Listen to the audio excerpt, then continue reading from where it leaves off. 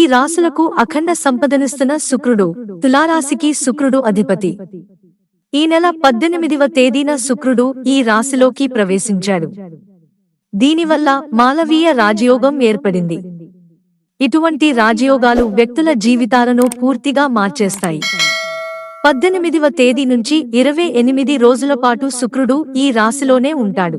దీనివల్ల చేసే పనుల్లో మంచి విజయం సాధించడంతో పాటు కొందరికి సన్నిహితుల నుంచి ప్రేమ, సాన్నిహిత్యం పొందుతారు. గతంలో మొదలై నిలిచిపోయిన పనులను కూడా పూర్తి చేస్తారు. మాలవీయ రాజయోగం వల్ల ఏ రాశుల వారికి ఏ విధంగా కలిసివస్తుందనే విషయాన్ని తెలుసుకుందాం. మేష రాశి ఉద్యోగస్తులకు వేతనం పెరుగుతుంది. రాజకీయాలకు దూరంగా ఉండాలి. అలాగే శత్రువుల కళ్లబడకుండా ఉంటే చాలా మంచిది. దంపతుల మధ్య అనుబంధం పెరుగుతుంది. కొంతకాలం కొనుగోలు చేయాలనుకుంటున్న వస్తువులు, ఆస్తులను కొనుగోలు చేస్తారు. వ్యాపారవేత్తలకు మంచి కాంట్రాక్టులు లభిస్తాయి. ఉద్యోగం చేసే చోట పనితీరుకు మంచి గుర్తింపు లభిస్తుంది. ధనుస్సు రాశి కుటుంబంలో ఉన్న చిన్న చిన్న కలహాలు తగ్గిపోతాయి. ఉద్యోగస్తులకు పనిచేస్తున్న ప్రాంతంలో మంచి గుర్తింపు లభించడంతో పాటు పై అధికారుల నుంచి మద్దతు లభిస్తుంది.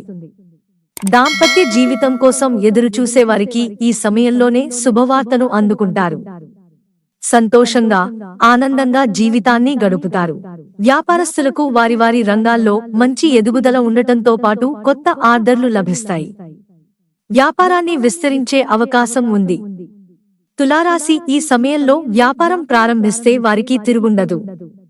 వధువులు వరుడి కోసం వెతికే పనుల్లో విజయం లభిస్తుంది. వివాహం జరుగుతుంది. రుణ బాధల నుంచి బయటపడతారు. తులారాశి వారికి ధనలాభం ఉంది.